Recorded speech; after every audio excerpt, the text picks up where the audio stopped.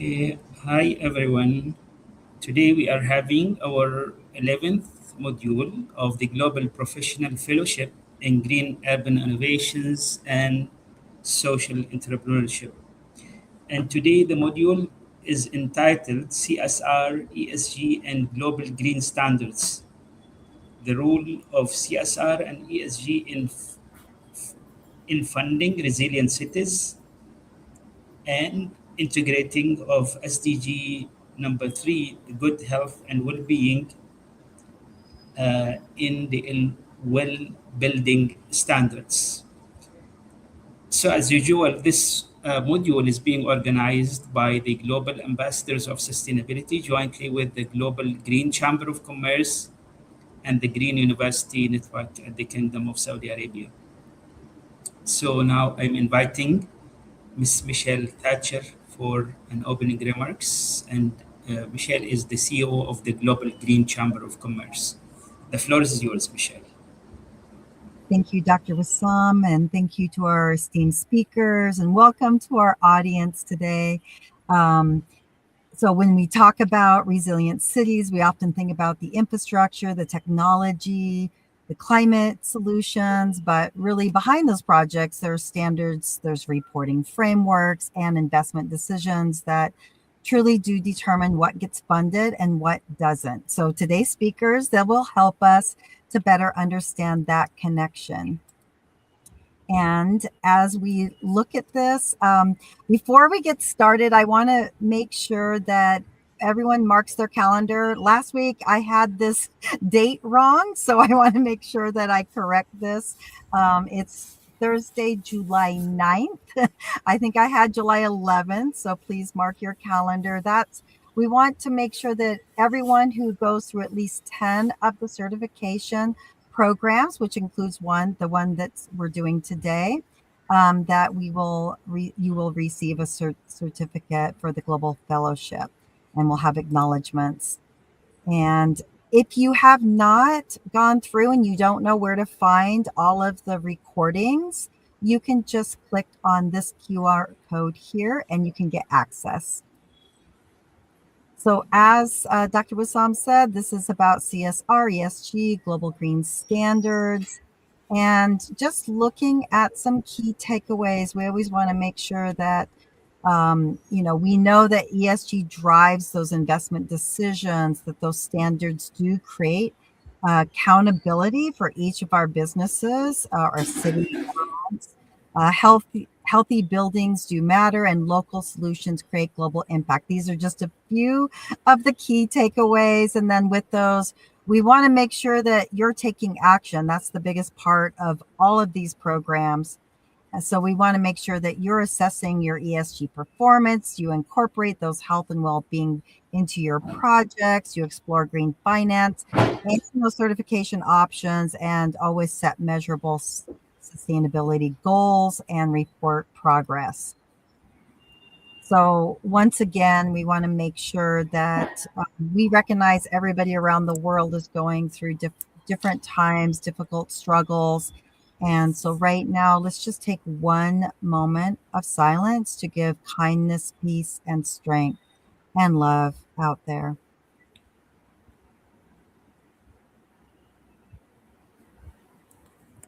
And let's continue that, to give that strength and to give that peace and love to our speakers today as they're guiding us through this next stage of our careers, of our actions that we're taking within the cities, and really giving them strength to guide us. So please, just send that strength and love their way.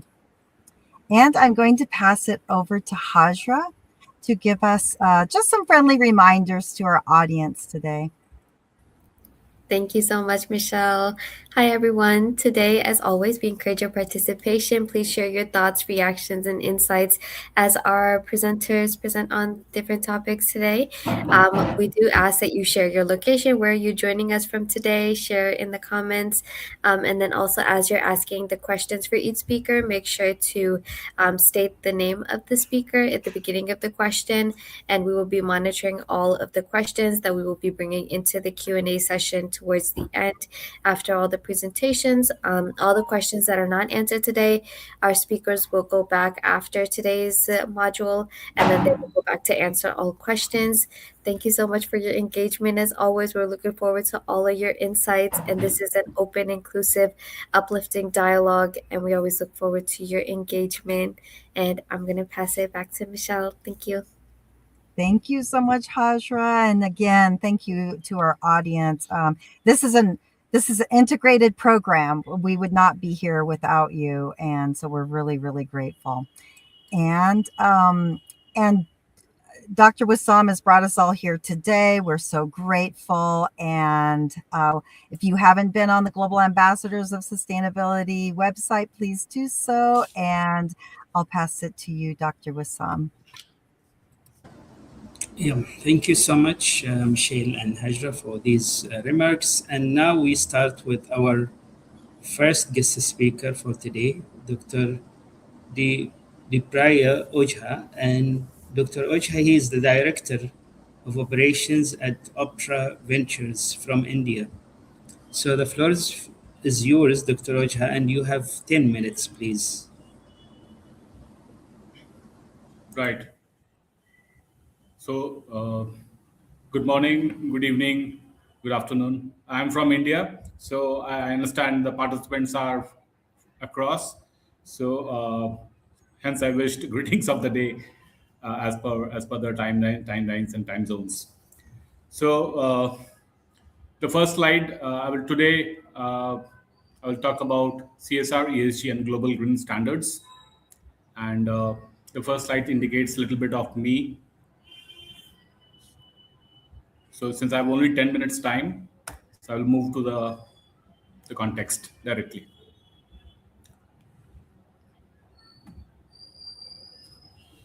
So in the next 10-15 minutes, I want to put forward to see ESR and ESG not as a compliance exercise, but as the most powerful financial tool available to anyone serious about building resilient, healthy cities. So the context in order to set the context, global cities face compounding crises, climate change, inequality, public health failures, infrastructure problems. So the CSR and ESG frameworks represents the most scalable mechanism to redirect private capital and towards the public good. So if we refer to the SDG, the 230 agenda and the Paris Agreement demand urban transformation at pace and scale never attempted before. This module equips Crescent Fellows to speak fluently to investors, governments, and civil society about green urban finance. So, at a global scale, by 2030, 60% of the SDG investment must flow through or be aligned with the cities, yet, most cities lack bankable green project pipelines. So there's a capital misalignment event, 130 trillion to private ESG assets under management globally, yet very less of it, only 3% reaches the climate resilient urban projects in the global south. So health finance nexus post COVID SDG 3, that is good health and well-being, has become a primary ESG S metrics, creating direct link between building standards and capital access. So this is in brief the agenda of today. The urban crisis, CSR and ESG framework, financing resilient cities, SDG 3 and well building standards and pathway and the goal to action. So the urban crisis. So 68% of the world population will live in urban areas by 2050. Urban infrastructure investment gap is in the south, global south, in fact. 75% of the greenhouse gas emissions come from cities. 1.5, 1.6 billion people currently live in inadequate urban housing, lacking basic services. So the key urban resilience challenges are the climate vulnerability, public health burden, infrastructure deficit, and social inequality. I'll move to the next slide. The corporate social responsibility, let's deep dive into it. So everyone aware of this concept, but again, it's a self-regulating business model that helps a company be socially accountable to itself, its stakeholders, and to the public. By practicing CSR, companies can be conscious of the impact that they have all aspects of the society, building economic, social, and environmental by and ISO standards also. So there are three pillars to it: environmental pillar, social pillar, and governance pillar. I'll come in detail in the next slides. So I move to the next. The ESG investing, environmental, social, and governance is an investor facing evaluation framework, measuring a measuring a company or a project, long-term risk and value creation beyond financial returns. So unlike CSR, which is a voluntary, ESG is increasingly mandated by regulators and demanded by institutional capital markets worldwide. So all these definitions, which are very common, but again, I will just run through. So environmental, basically the greenhouse gases emissions, which comes under three scope 1, 2, and 3. In terms of social, so basically concerned with labor rights, living wages compliance, community impact assessment, and the governance part of it is broad, independent, and diversity, executive pay ratio, ESG linked remuneration, audit committee independence. Now, the anti bribery and anti corruption controls, shareholder rights, these all come under the governance. So, I missed on environmental, the green building portfolio ratings, which is most popular nowadays. The lead in India, we have IGBC, then other ratings also available across. The most popular of them is the lead and the BREEAM and Edge. So there's a CSR and ESG understanding and the relationship. The CSR basically is concerned with society, community, employees. It is voluntary in nature, but ESG is involuntary and mandatory, externally rated and verified. So mostly the GRI standards is applicable for CSR, UN Global Compact, B Corp, and other frameworks for measuring the ESG are TCFD, SASB, ISSB, and other standards. Like in India, we follow BRSR. So the impact is on immediate impact on community, but for ESG, it's a long-term risk management and trade multi-decade scenario. CSR is comparatively philanthropic in nature, but ESG is globally, and it's mandated nowadays by various governments across various countries. So the key insight that we get is CSR builds the culture, but ESG builds the capital. Together, they can create the architecture of funding resilient, people-centric cities at a scale. The global green standards are GRI standard, which is most popular in maintaining framework of sustainability reporting that covers. Then ESG reportings like SASB, impact framework like UN SDG, and we are all aware of the 7 SDG goals, the environmental blueprint. Especially this module would be concerned about SDG 3, which is health, and SDG 11, which is sustainable cities, as well as SDG 13, which is climate action, which is most relevant nowadays. The next is the building standards, especially well-building standards. Well-building standards, which is initiated by International Well-Building Institute, New York, USA, and the standards are more concerned about human health and well-being rather than the infrastructure of the building or the built environment. But this building standard, the well standards, is more concerned about human health and well-being. We move to the next slide. How do SDG capital flows to resilient cities? So key financial mechanisms are through green bonds, municipal and sub government green mandated use of proceeds for climate infrastructure, blended finance, concessional public or philanthropic capital, which can be also be used, and impact our real estate, IT infrastructure, and real estate assets also, which is important nowadays. Sustainability linked loans, social impact bonds, and ESG aligned PPs. The public private partnership structured to meet ESG criteria enables cities to access private infrastructure capital. So, building a bankable green city project is one of the keys on which I want to focus here. So, we can have ESG investment types like net zero buildings, green public transport, urban green infrastructure, healthy housing, smart city energy, and water resilience.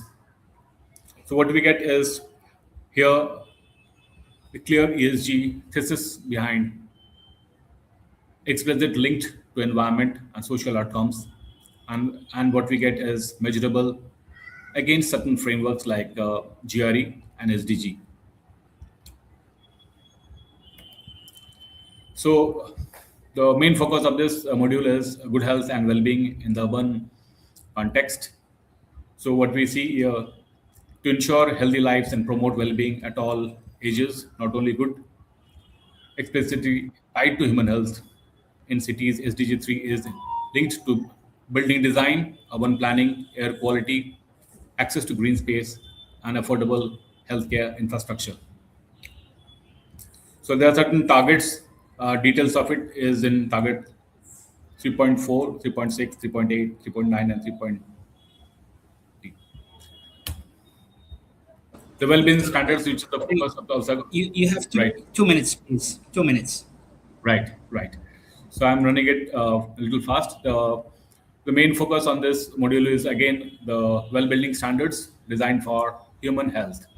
Other standards which are designed for, say, built environment, but well-building standards are designed only for human health, for betterment of human health. So the most updated version is version 2, developed by International Well-Building Institute, is a leading tool for advancing health well-being in buildings globally. Is on 10 performance-based concepts with 130 features. So it's on based on air quality, nourishment, movement, sound, mind, water, light, on thermal comfort, on materials that is used, especially the sustainable materials that is used, and the community. So what we get from here is well-building standards, details of which you can refer by getting it to wellcertified.com. So integration of SDG, well standards, and ESG capital. The convergence of SDG 3, the well-building standards, and ESG investment frameworks create a powerful, mutually reinforcing system for funding healthier urban environments. I'll move to the next slides. So what actions that we can do? As fellows of Global Professional Fellowship, you are agents of green urban transition. Here are concrete actionable pathways aligned to your goals. So master ESG reporting frameworks, begin with GRE standards, champion ESG 3 in every urban project, build a bankable green project pipeline, forge strategic CSR partnership, and leverage our own global ambassador of sustainability and global green chamber of commerce network. Connect with all members, linked with cities, investors, entrepreneurs globally. Our network, your network, is of great asset in green urban finance, and the fellowship is all for your launchpad, and which can be utilized, especially the network part of it. So key takeaways is cities are the arena where the climate, health, and finances crisis coverage. CSR creates culture and community investment, but ESG redirects trillions to private equity. Both are essential. The global regulatory shift is making ESG disclosure mandatory, and cities have now its mandate. SDG 3, good health and well-being, provides the human-centric mandate that connects well-building standards to capital. Well-building standards is no longer optional for premium asset ESG asset classification. It's a financial signal now. The bankable project pipeline gap is critical. Fellows who can build will be able to unlock the capital. And especially this global association and global green chamber of commerce network is a strategic asset. Use it. Let's use it. All fellows, please use it to connect with investors, cities, and investors. Thank you.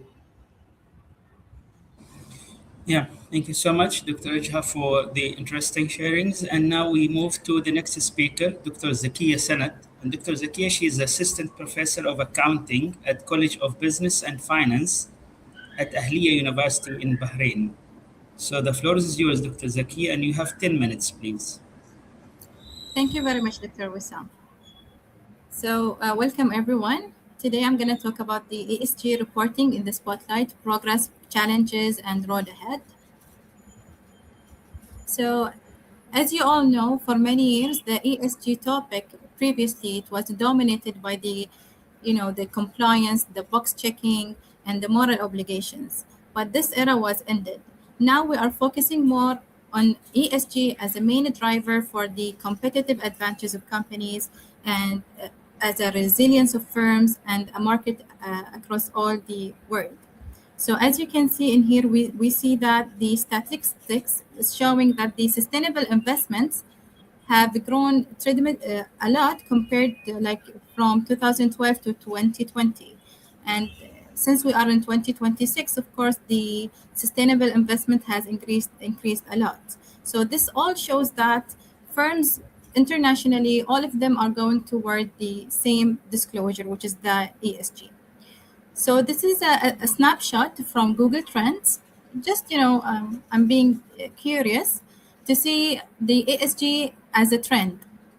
So as you can see, it has increased a lot.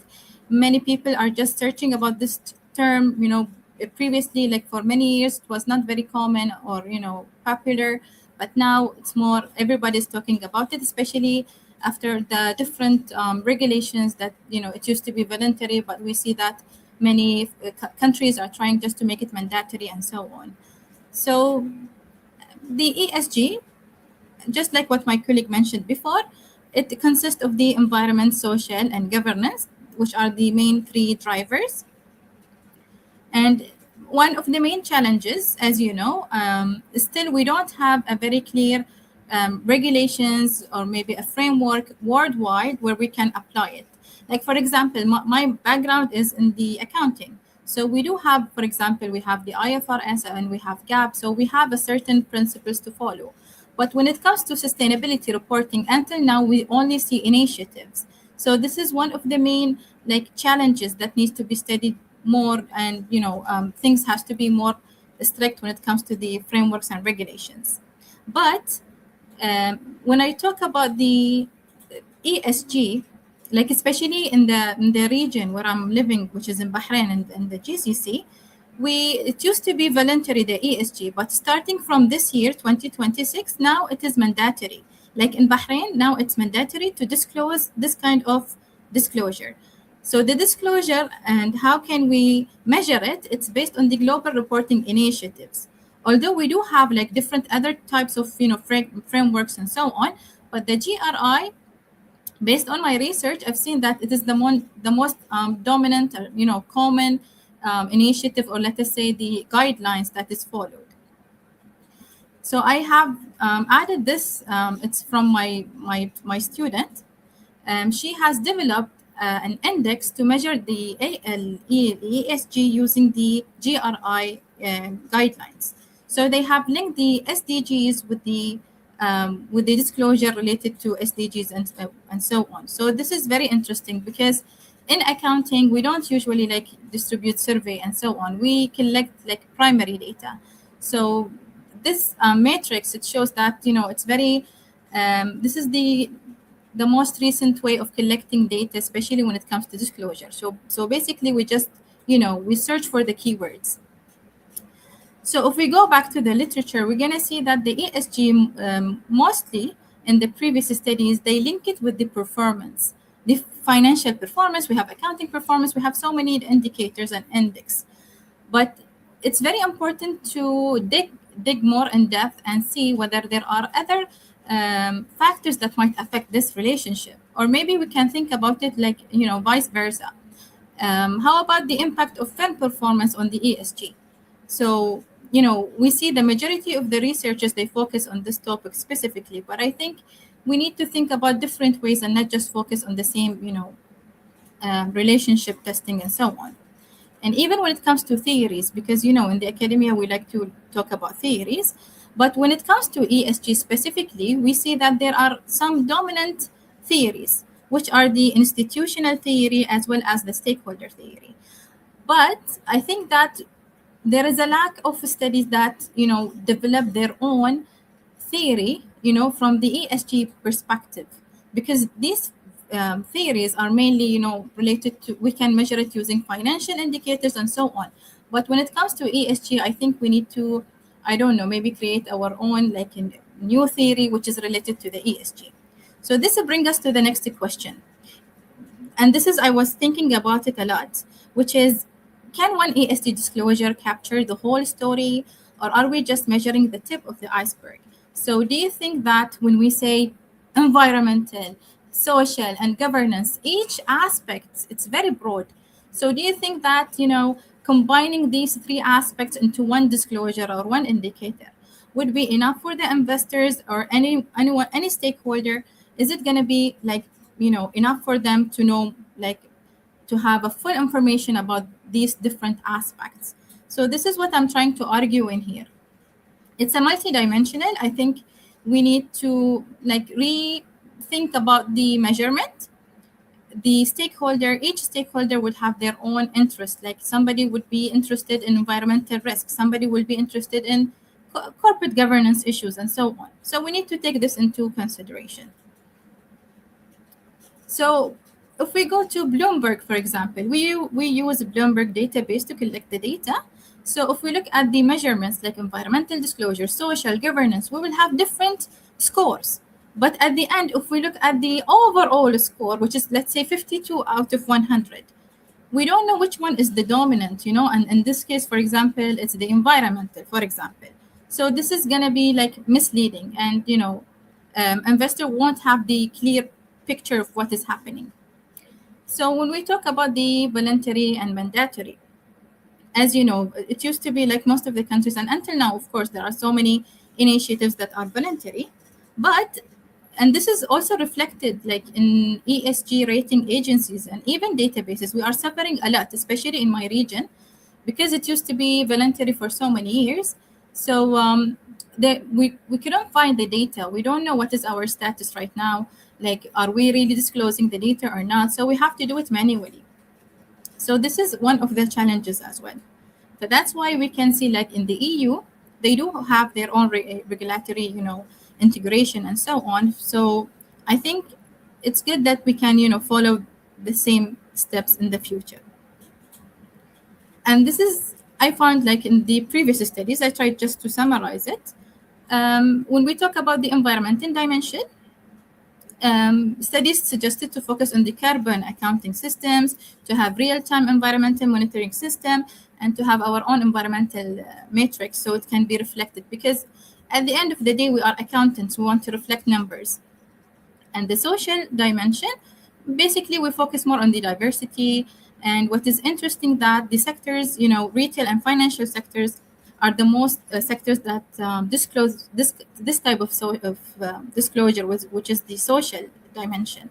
So I think it's interesting to go like more and check why this is happening in certain sectors and how about the rest.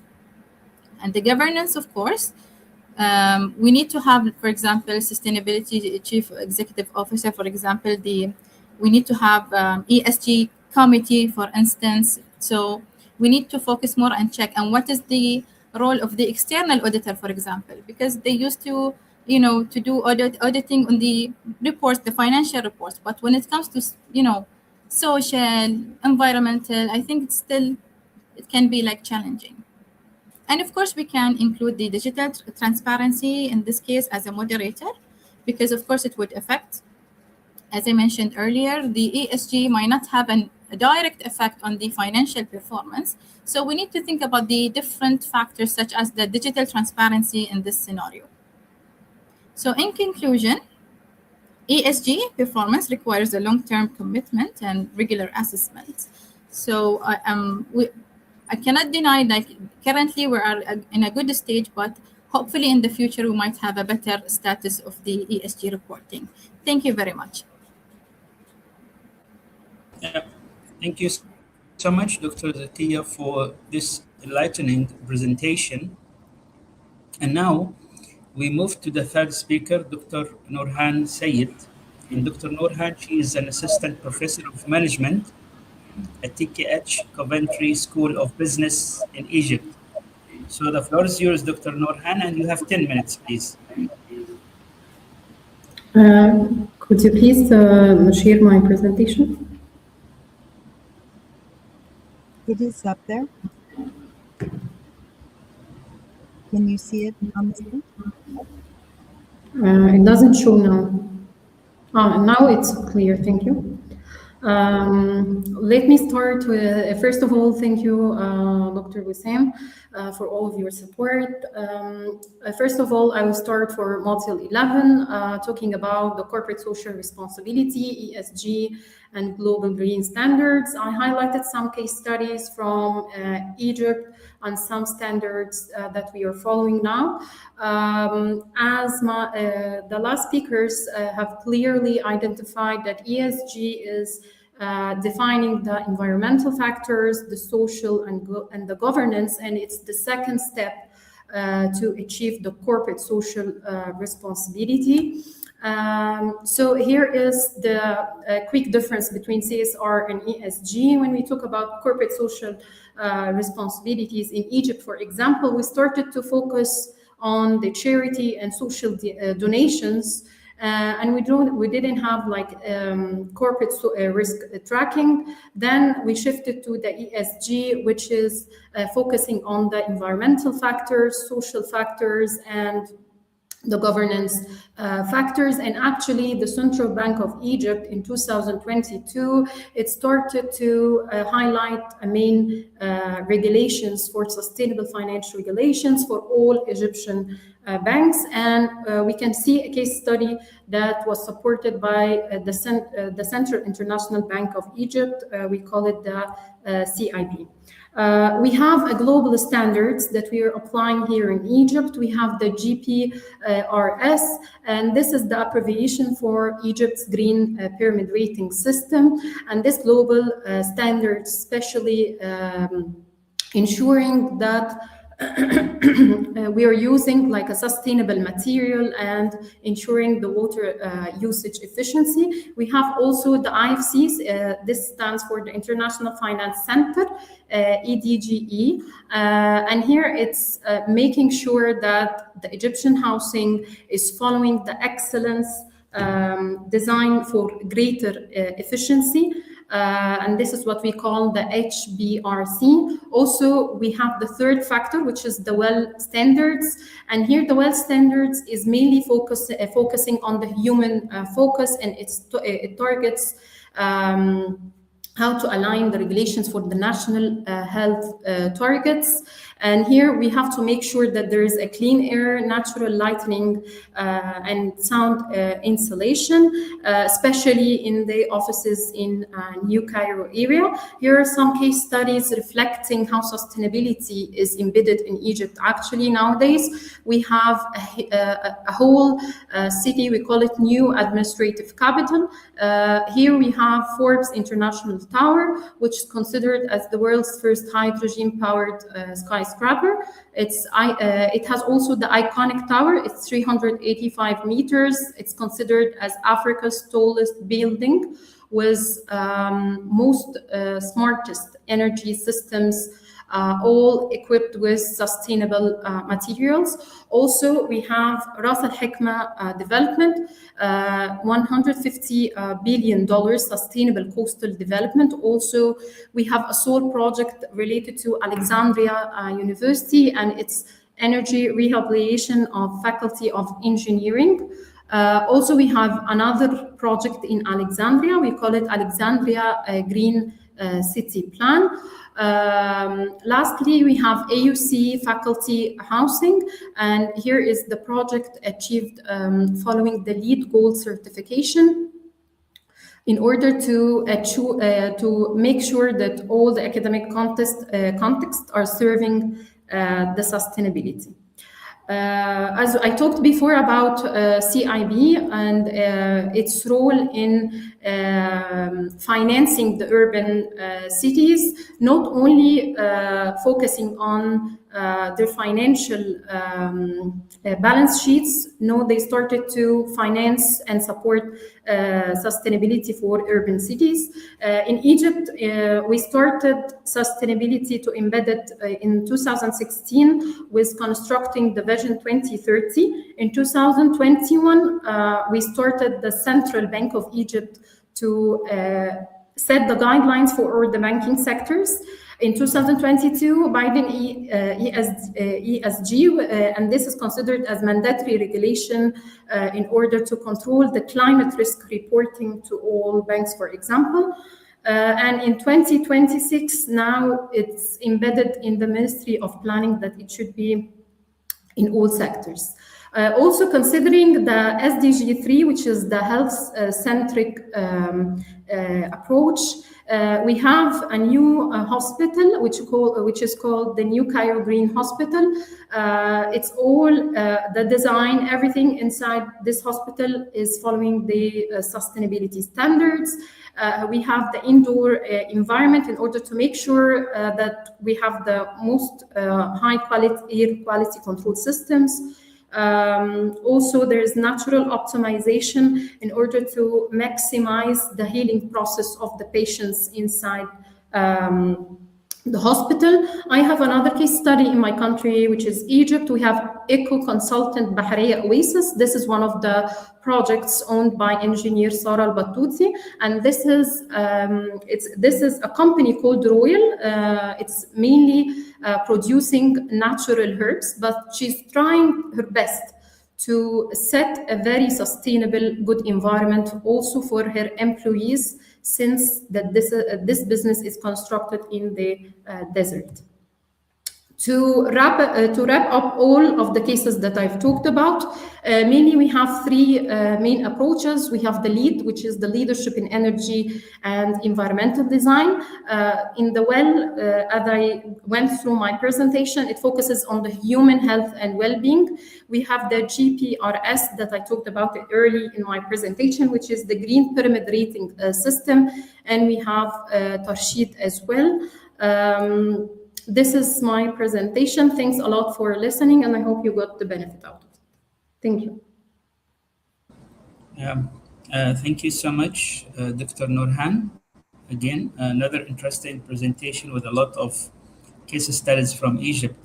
So now we move to the fourth guest speaker for today, Miss Laureen Moger. And Ms. Laureen, she is a climate policy analysis fellow at the Green Finance Hub from Kenya. So the floor is yours, Ms. Laureen, and you have 10 minutes, please.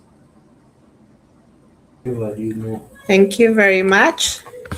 I'm saying right now, it's 40 now. Thank you. Good morning, good afternoon, and good evening from wherever you're joining in from. Thank you for the opportunity to present on the role of CSR, which is corporate social responsibility, and ESG, environmental social and governance, in funding resilient cities, and integration of SDGs 3, which is good health and well-being, and also the well-building standard. So there's one fact that I just got a hold of. Over 70% of workers struggle with well-being. And the reason why this well-building standard has come up is so that it can set the pathway for accomplishing the health first factors. And a lot has been said by the previous speakers, so I wouldn't want to go through it a lot. So, but the main part is The well foundation, this well building standard, it was founded in some principles, and some of the principles are on equitable, whereby it has to include you have vulnerable populations and then disadvantaged people, and then it needs to be a global standard, and then it needs to be evidence based, technically robust, and then customer focused, and it has to be resilient.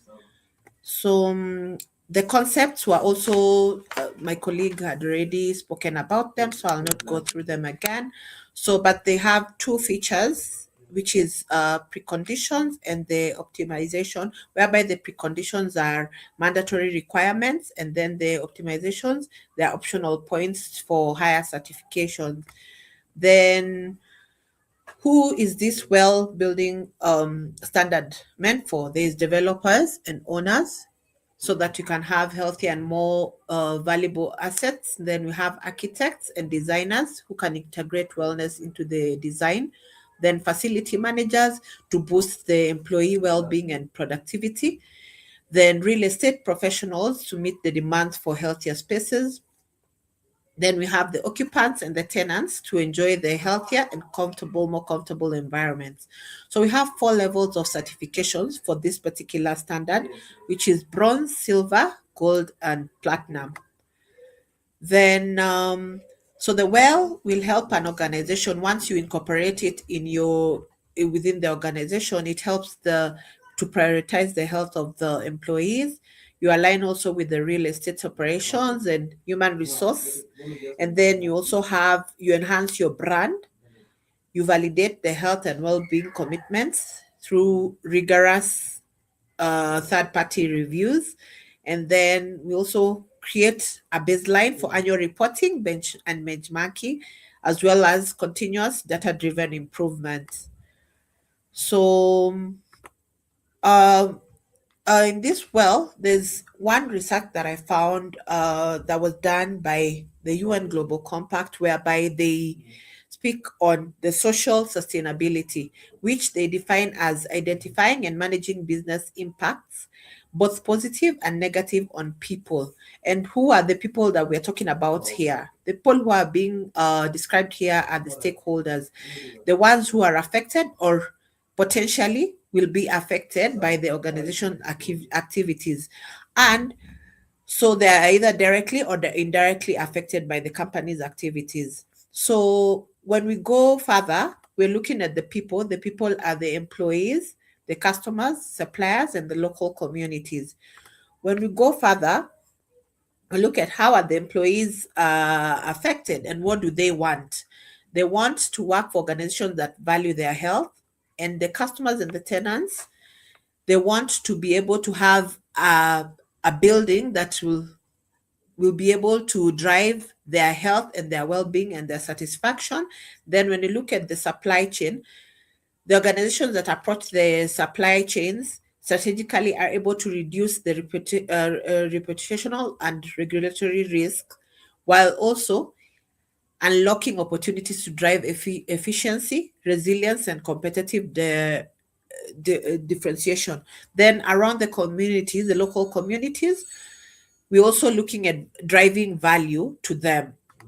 So when we go to CSR, which is corporate social responsibility, what does that mean to your business? It means acting beyond the profit, and it focuses more on the people, the planet, and the ethics. And when we go to what does the CSR do? It creates ethics and trust, and we're looking at this being done by voluntary actions beyond the profit, supporting your community, the environment, and the resilience. Then we build the social license to operate. Then when it comes to CSR for green cities, we're looking at it supporting public health, protecting the environment, and promoting inclusion while building disaster resilience. So when we go through the ESG, I've had the previous speakers, they've already defined the key pillars, which is environmental, social, and governance, and they've done that in length. So I didn't want to repeat what they've said. So there's one strategy that is done by the IWBI, which is the International Well Building Institute, which is the ESG strategy with well. So they've incorporated the ESG with the well building standard. So how does this go? We have 6 steps for this strategy development. So we have the first one, which is empowering, whereby the leadership drives the culture and priorities. Then we have engaging. The stakeholders need to shape the ESG focus. Then we have prioritizing, whereby you focus on high impact and material issues. And then we have the impact, implementing the ESG strategy, sorry. Then that's where the well is being translated from strategy into action. Then we have monitoring, where you measure the outcomes of the various metrics. And then we have reporting on the performance, where it helps to build trust through transparent reporting. Then when we look at the UN SDG, when it's how linking it to the well building as well, we have companies whereby we have the one that I look more into is the SDG 3, which the role in this case, we're looking at linking this SDG to the well standard, whereby it directly supports the well standard directly supports the SDG 3, which is the health and well-being, by improving the air and water quality. And then when you look at the mental health and support, as my previous speakers have spoken on the main aspects and the concepts of the 10 main concepts, you have the air, water, nourishment, light, movement, thermal comfort, sound, materials, mind, and community. So when you look at all these, the mental health support is also there. So we're looking also at the physical activity and the nutrition and safe and healthy environments for the communities and the employees and everyone who is working around that. So when we look at ESG as an urban risk management, so we look at the climate risk. What will it do? It will lead to financial risk if you not if it's not well handled. When you look at the social harm that comes out of it, we have the investment penalties that could come with that. Then if you have poor governance, there's a credit risks attached to that. So we say high ESG will lead to lower cost of capital. So I've spoken about this. So what comes out of all this is that CSR would build the trust, then the ESG will attract the investment, and standards would create the credibility, and the SDG 3 is the core outcome of all things. Then the importance of the global green standards is preventing greenwashing. And then we have enabling comparison and protecting the investor and communities and supporting regulation. So why do these standards matter? They will turn the values into metrics, make the project bankable, as the first speaker spoke about, and then we'll talk about building trust and supporting governance. Then so we have a case study whereby the well building standard has been incorporated in Standard Bank South Africa. And what came out of it is this was verified. So there were rigorous health safety measures. And then they moved to clean air and water, enhanced cleaning and sanitation, and emergency preparedness plans were better. Then the mental health resources were better. Then they had smoke-free environments. All these were designed to create safer and healthier and a more supportive spaces for all the people and the clients. So the bank has also gone ahead and it has trained 16 well-accredited professionals. They'll help in embedding these standards across their operations. So what does this do? This has helped to align the social dimension of the bank in broader ESG strategy, creating sustainable, human-centered workplaces that prioritize people's experience and well-being alongside their environmental commitments. So, in conclusion, when we look at it, we say that ethics is related to the CSR, the financial bit is to the ESG, the evidence comes from standards like WELL and LEED and BREEAM, and then at the end of it all, we want to put people's health first. Thank you. Thank you so much, Ms. Laureen, for the interesting presentation. And now we move to the fifth speaker, Dr. Nurul Huda Abdul Qadir. And Dr. Nurul Huda, she is an associate professor at University Malaysia Terengganu from Malaysia. So the floor is yours, Dr. Nurul, and you have 10 minutes, please. Okay, I would like to, I don't know if my slide is here. I think it might have disappeared. If you could upload it, Dr. Nurul. Okay. Oh, here we are. Okay. Yeah, so, as we know that all the speakers has talked about what is ESG and what is SDG on good health and well-being. So I just would like to move to the case study. Okay. So as you know that, you might be some corporate or some, companies, they don't know how to relate case study with what we call SDG and ESG. So it's really hard to what we call to relate the real scenario with what is all SDG and ESG is all about. So I give you an example of the case study in Malaysia where we use the palm oil, okay, and then we can reuse, recycle the palm oil to generate income as biodiesel. So this is what we do in Malaysia, for example. Okay, so global well-being begins at the intersection of daily nutrition and waste management. So as you know that, most of us, use oil, cooking oil, okay, but you don't know how to actually mitigate and how to actually mitigate the waste management of this oil, okay. So most of people usually just put this waste in the drain and cause the clog and so on. So and how to relate this actually with well-being, as you know that, in my research I have implemented, and I have do research that the used cooking oil can develop carcinogens actually over the time of cooking. Okay, so the core insight is actually achieving SDG 3, which is good health and well-being.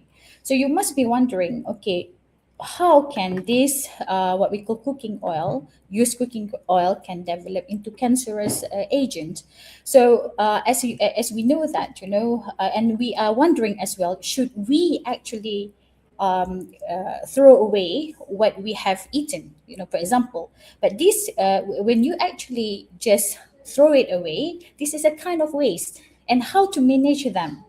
So this is what we have to what we call try to avoid, from wasting things, and try to what we call converting the waste into the wealth. Okay, so and then using from my study, okay, cancer remains one of the leading causes of death worldwide. And as we know that, breast cancer, one of the biggest killer in Malaysia, for example, with a diet playing a massive modifiable role. Okay, so meaning, most cancers come from the food. Okay, so Malaysia's high palm oil consumption creates a dual challenge of public health and environmental waste, okay, which is 50,000 tons of cooking oil waste we produce annually in Malaysia.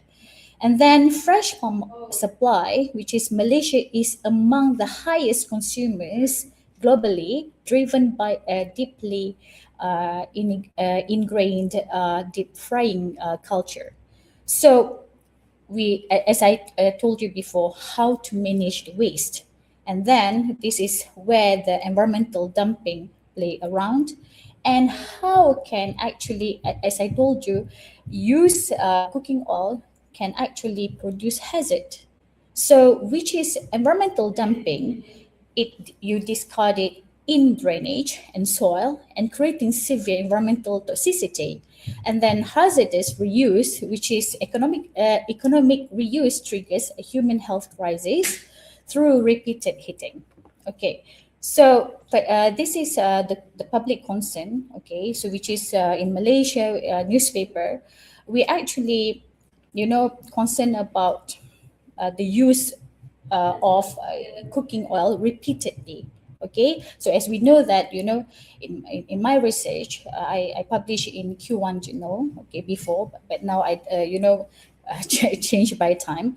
Okay, that it actually, after the prolonged cooking, the carcinogens start to develop. So this is actually a main concern. Okay, so and then how can the economic pressure to reduce costs turns an essential cooking ingredient into a silent killer.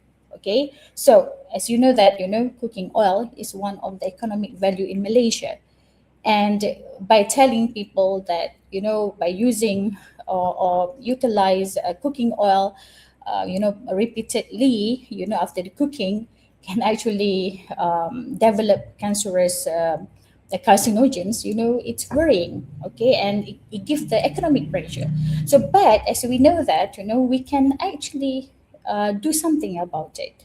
So we can maximize profit margins, okay, where the food vendors and hawkers repeatedly heat the same cooking for extended period. So, this is the worrying factor in Malaysia, where, the vendors use repeated cooking oil, in order to save money. Okay, so which is wrong thing to do.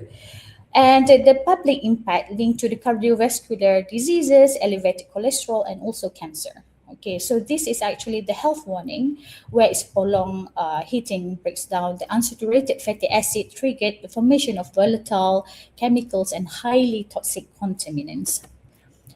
So this is what I published in my research in 2023, that my team utilized multivariate modeling. So we use modeling to actually predict the formation of carcinogens in periodically heated palm oil.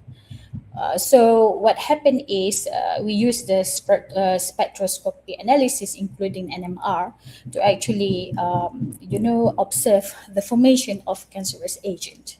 Okay. So, and then what happened here? Okay, so as we know that, when you use the repeated cooking oil, what you can observe is the cooking oil start to become black.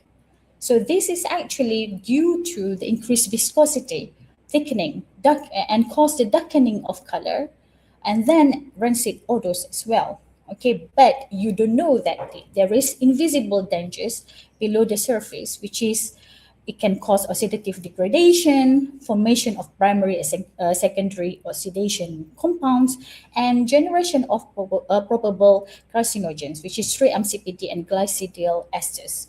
So if you are in food companies, okay, most of the food companies like who are in biscuits confectionery or bread or whatsoever, you might be heard about acrylamide or the safety of 3-MCPD and so on. They have the limit thresholds. Okay, so how to actually reduce these thresholds? Okay, by reducing the heat or by reducing this kind of things.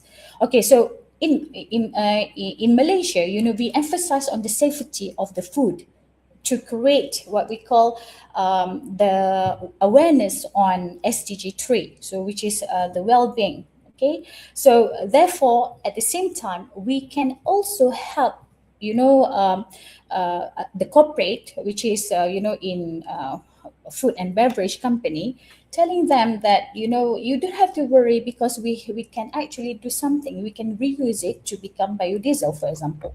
Okay. So as we know that, this is all the metrics that,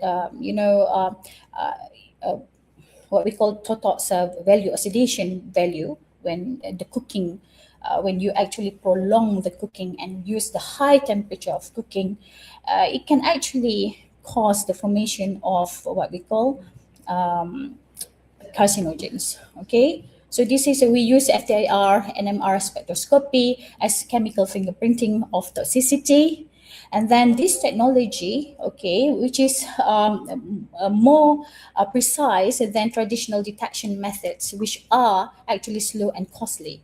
So in this study, we use metabolomics and to actually metabolomics as well as spectroscopy, and also physicochemical. We combine them together to using the multivariate analysis, using the modeling system, okay, to actually detect the formation of carcinogens, probable carcinogens such as 3-MCPT and glycidyl esters.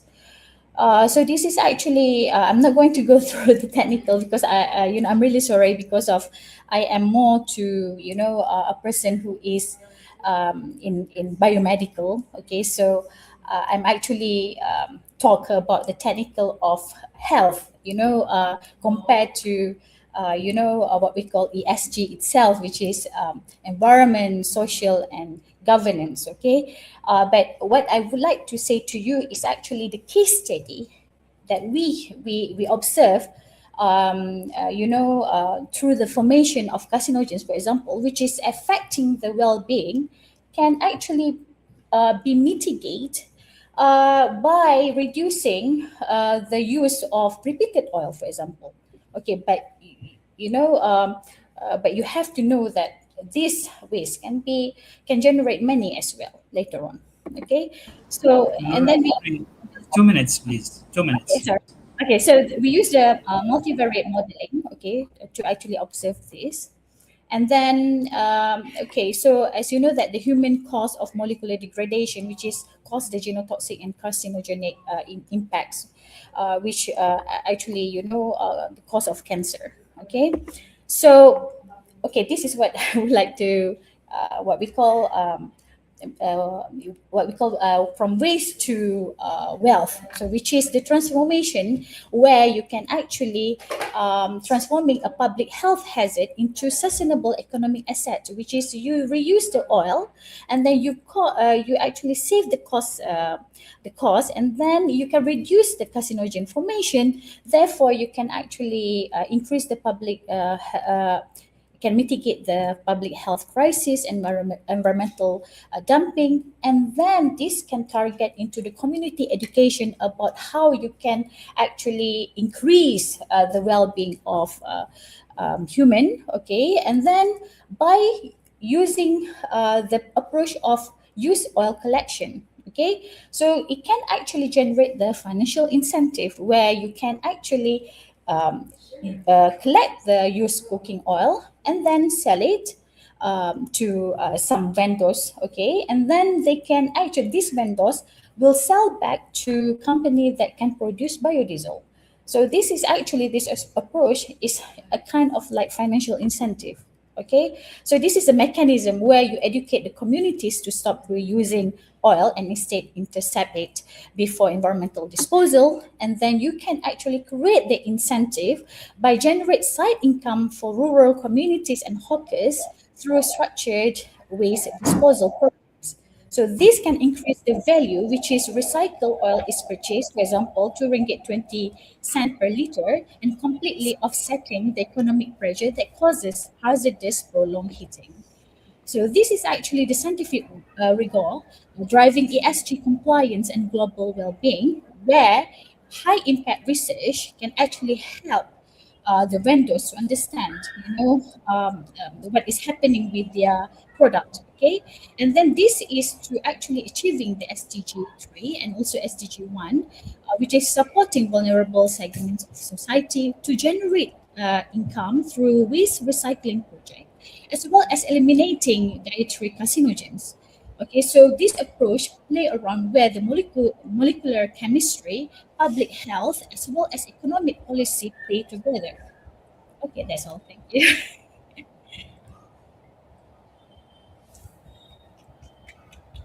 Okay, thank you so much, Dr. Nurul, for this interesting presentation. And Now we move to the last speaker for today, uh, Miss Maria Rosario from Ecuador, and will share her recording because she has some like health condition and she can't make it live with us. So I'll be sharing her recording.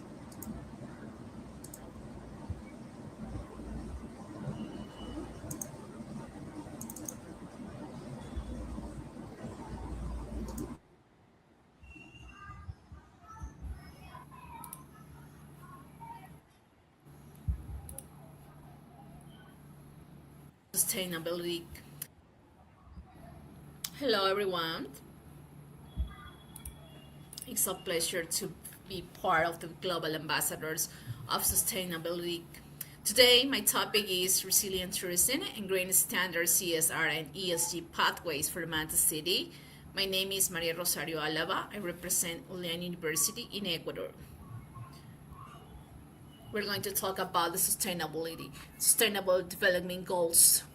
All the goals are really important, like zero hunger, good health and well-being, quality education, gender equality. But in that case, the proposed or the goal that is more aligned to the project that is it's a city project.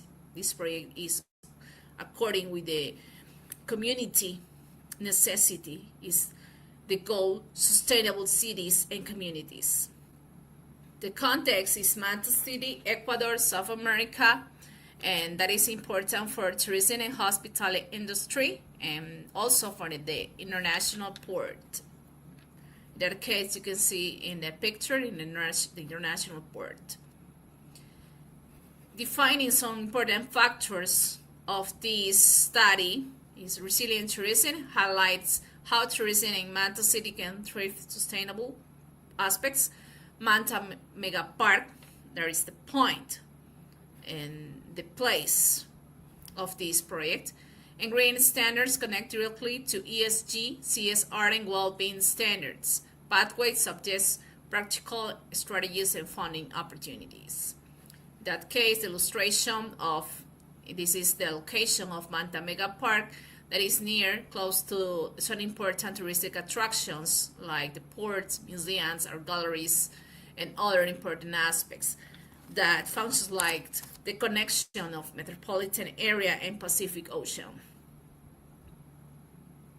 Manta Mega Park and Tourism Hub for Sustainable Tourism and Urban Innovation attracts global visitors through eco-friendly design. This is the first stage of the project that is a reality in the city. The Piece of Light, that is the name of this monument. The Piece of Light, the Manta Waterfront Part. That is according with the project Manta Infinita, the first stage, that case 2035 plan. CSR, corporate social responsibility. In that illustrations, this project has a theater, an artificial lake, and some games for kids, green areas, parking space according with nature-based solutions.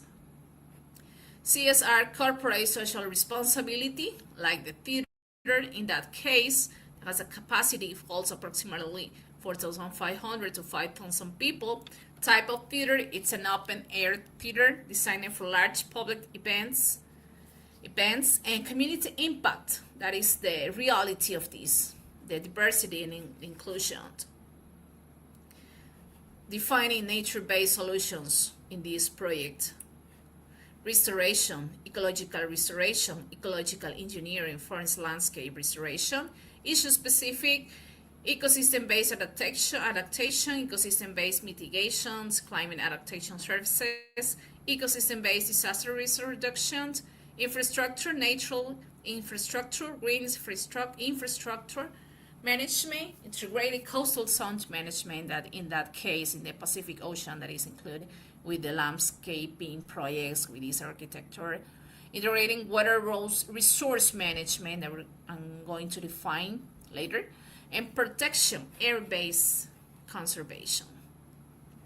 CSR, corporate social responsibility, like green areas and open space, large Green zones with trees and grass, perfect for running, playing outdoors, family picnics, promotes contact with nature. Bike paths and walking trails is perfect for kids, for family, and the use of bicycles, scooters, and walking with family, ideal for active recreation. Fountain area, it's a water attraction, large interactive fountain with water jets and lights. Children enjoy watching the water shows, playing nearby, especially in the evening with lights. As you can see that in the illustration. This is not a project. This is a reality in the city. And all the citizens, we feel so proud about it. CSR, corporate social responsibility, like the linking with partnerships, in that case, Olean University partnerships, sculptors in Manchester City. The university and the municipality organize international sculptors congress and symposiums and events where artists from different countries create sculptures. It's more specifically from Italy, using Carrara marble. These works are part of the cultural projects to beautify the city. As you can see, there is a connection between the culture and nature-based solutions and the architecture and all the academia and also the municipality of the city. CSR, corporate social responsibility, according with green areas and open space, as you can see in that picture. Fountain area, water attractions, large interactive fountain with water jets and lights. Children and family in general enjoy watching the water shows, playing nearby, especially in the evening with lights. It's really beautiful, that place at night. The fountain includes about 70 illuminated water jets, which requires electricity for both water movement and lighting. ESG, environmental, social, and governance. It's important, the governance. This is not a project. This is a project for all the people in around the city, for the community, and it's important to define the governance and the people, the leaders of the city, in that case the mayors and all the leaders, they are according with these nature-based solutions. And this is a project as a result of a team of important professionals in that areas like ecological, architecture, nature-based solutions, tourism, and other important areas. Like environmental, the park is located next to the ocean, creating green areas over 600 trees, promoting cleaner public spaces, replacing degraded lands with eco-friendly infrastructure, climate change. The park helps reduce environmental damage, improve the area, energy use, and waste management. So you can see that in the illustration. There are green areas.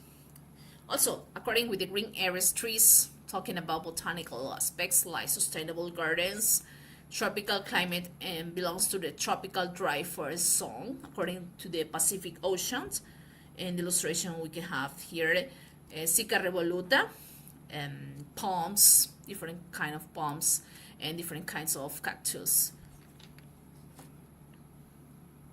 Energy use incorporates several sustainability features related to energy use, environmental designs. Water fountain system, the park features a large illuminatory fountain with multiple water jets. Sustainability aspects, efficient lighting, like the park use lighting for safety and night events, like LED lighting, LED light systems, lower energy consumptions compared to traditional lights. In nature environmental integration located by the ocean, the park benefits from natural sunlight. It's important to mention the references, the bibliographic reference that are according to, in that case, Mega Park Centenario, Agustin Triago. In that way, you can see the page and all the important areas for kids, and just that. And that's in the evening also, Christmas season, Christmas events, and all about it. So in that case, we have here some reports about the park, about the municipality, about some important web page that you can just read more about it, and that's it, the references. Finally, I want to say something, a quote: doing all we can combat climate change comes with numerous benefits, from reducing pollution and associated healthcare costs to strengthening diversifying economy by shifting the renewable energy, among other measures. David Suzuki. And that's my email in that case, that you can ask me about the project that is a citizen project. It's a project to the city with the support of the Ecuadorian governance, the government of Ecuador.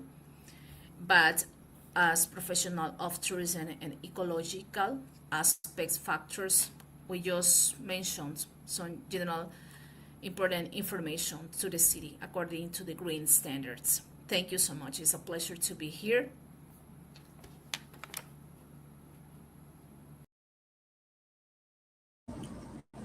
Yeah, so thanks for Miss Maria Rosario. And yeah, so it was another interesting and kind of case study from Ecuador. So I would like to thank all the speakers for their sharings. And now I'm inviting Michelle to moderate the Q&A session. So the floor is yours, Michelle. Thank you so much, Dr. Wissam, and thank you again for our speakers. And I'm going to bring Hajra in with me to help with the Q&A.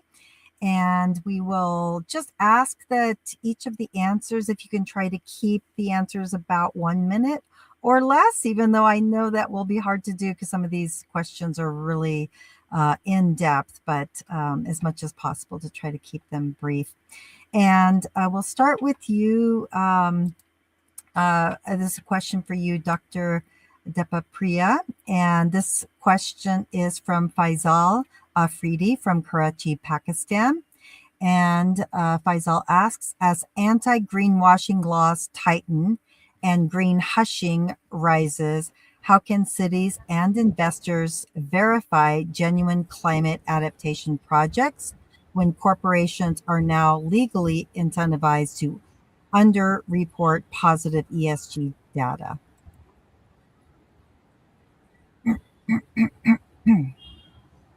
Right. That's a wonderful question. But again, there's no straight cut answer to this.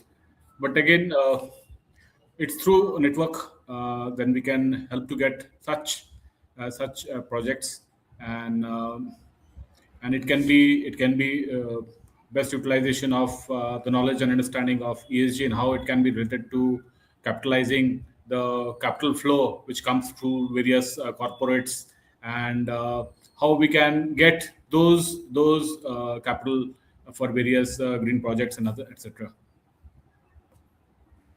Thank you. And I'll pass it to you, Hajra, to ask the next question. Thank you so much, Michelle. This next question is for Dr. Zakiya, and this is from Dr. Indira Bunik, who's joining us from Switzerland.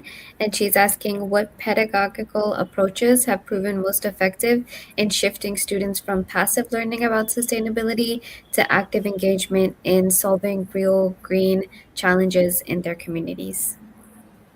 Thank you for the question.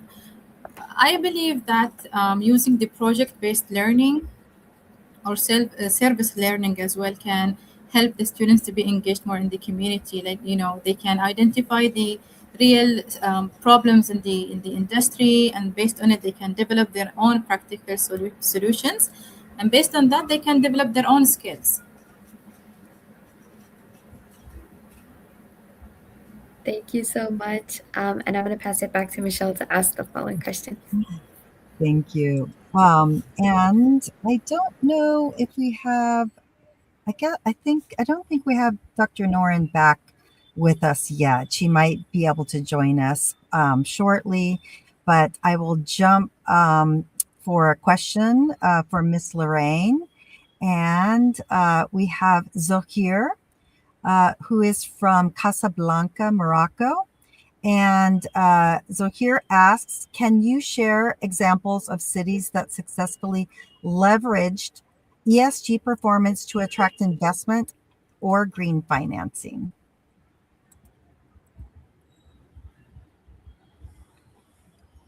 And that's for Lorraine, Miss Lorraine.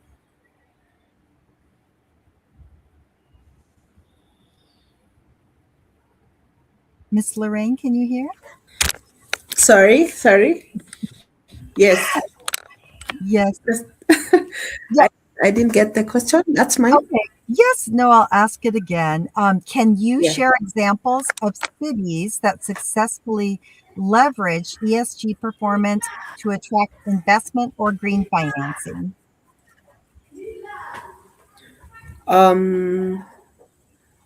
I can give an example. For the example that I gave as the case study, I'd look at that as one of the examples. That would be South Africa, whereby they leverage the ESG, putting the S as the social factor, incorporating it in their building, and that on its own can tell you that putting that and all the factors that came out of it, they ended up extending to the community that is around there that is using that facility, which then when we look at it is they have a better air quality around the building, they have better standards within the office workplace and all that. So the main example that I would give in the context of what I had done the presentation with and that I had actually done good research on, I'd say South Africa.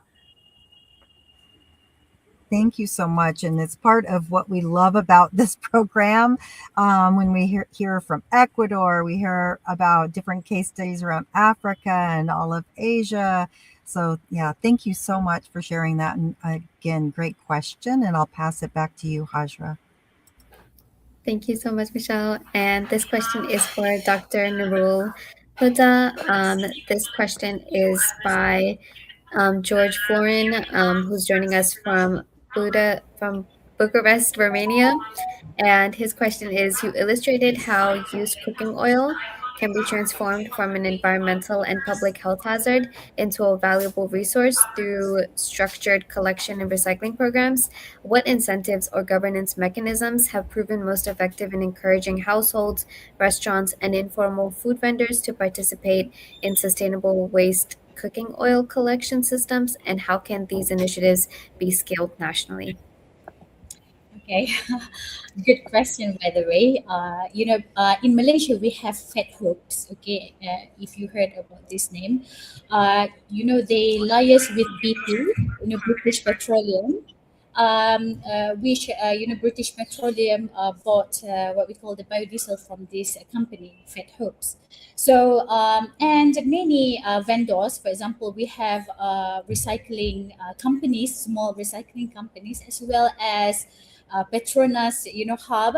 They have like a small tank, that which is, they have the collection for a community, not only for small vendors, but a small community. For example, if you are in household that use many use cooking oil, and then you kept, in your bottles, for example, you can just sell it for 2 ringgit and 20 cents. So which is, in Malaysia we have two kind of palm oil, which is a higher price, and another one is lower price in plastic packet. In plastic packet, usually small vendors, and also unfortunate, like they're not rich enough, to buy, in the bottle packet. They usually buy in the plastic bag. So which is one of these plastic packet cost about less than 5 ringgit. So you can imagine, by reuse, what we call by recycling the used cooking oil, by selling them in 2 ringgit 20 cent, you can get half of the money to the community that use cooking oil, or what we call the cooking oil. So it's a kind of like safe and also generate income to the communities.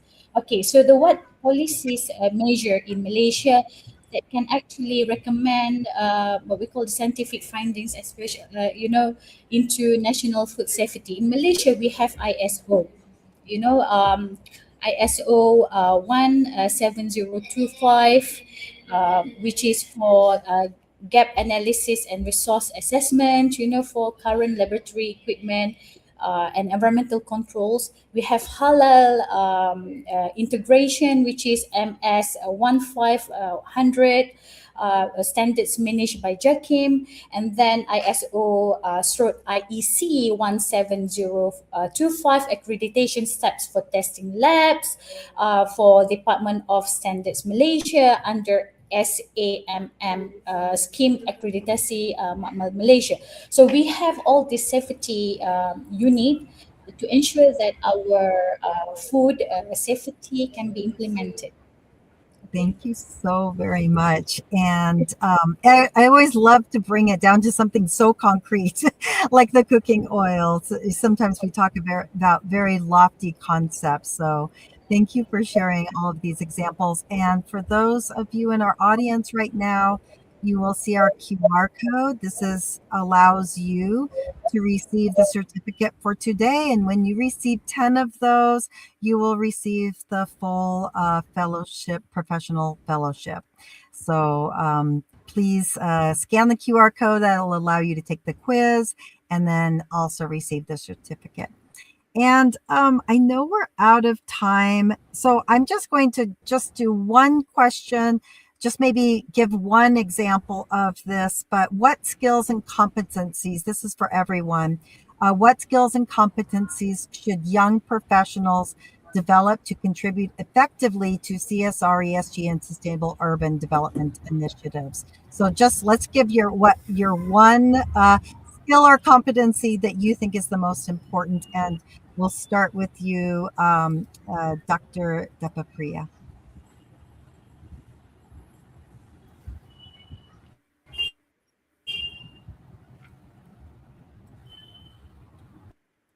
Doctor? Oh, he might be off. Who would like to jump in and just answer the question? We won't have to go in order.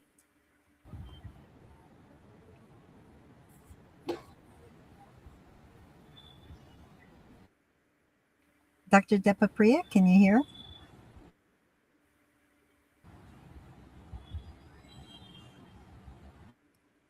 Lorraine or Dr. Nura?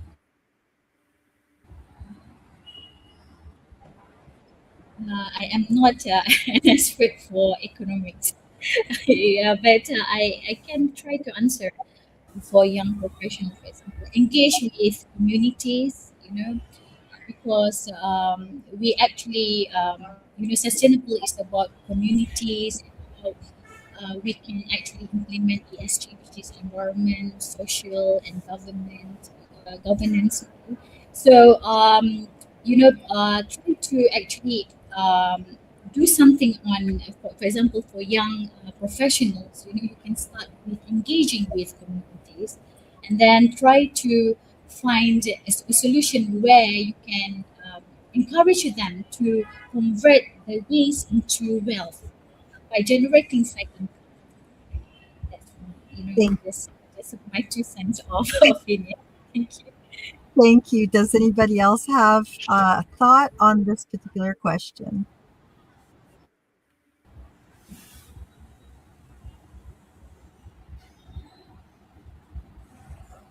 I think I can also just give my contribution on the same. I think once you contribute towards CSR, like more on towards uplifting your community and all that, you'll always get that one thing that they probably need, or there's something that you can collaborate with them. And when you look at it, you'll probably now, when you look in the ESG part, you will have looked at to the social bit.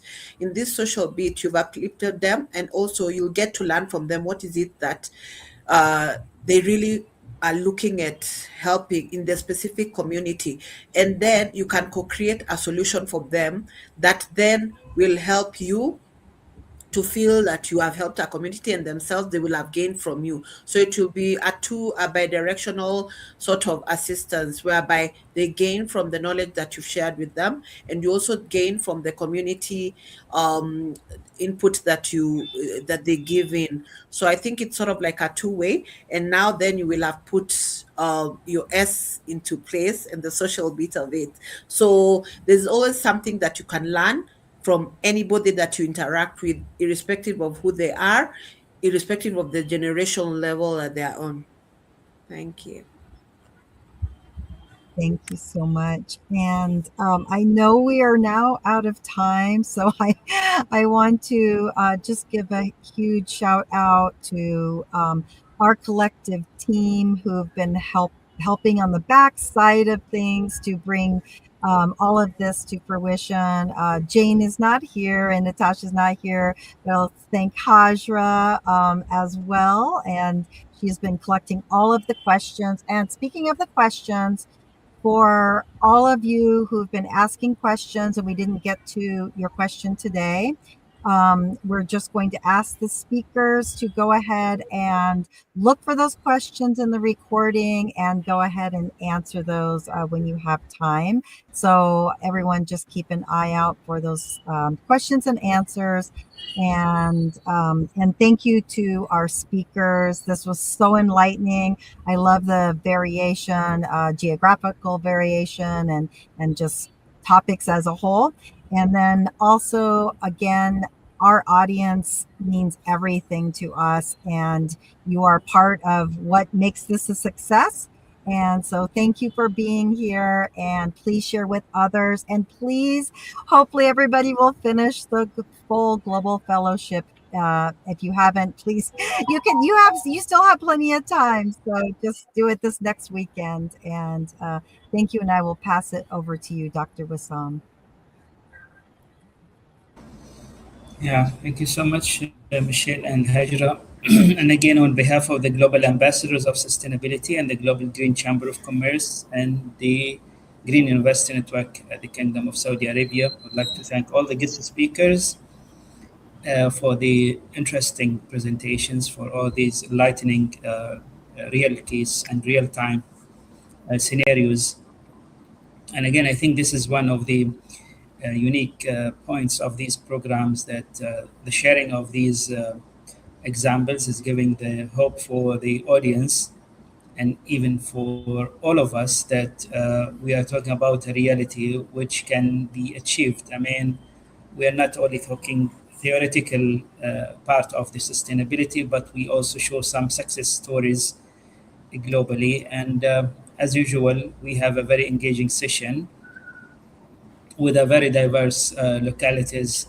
So I think this time we have an audience from 28 countries again, and this is encouraging, this is motivating for us, and we'll continue to do that. So next week we'll have the 12th module, which is the concluding part of this fellowship, and we'll have later again a graduation ceremony to honor all the people who spend time to learn. And again, that will encourage us to start the next program very soon, which is being accredited currently. So I'd like to thank you all again. Thank you so much, and have a good time, and we'll see you next week. Bye-bye.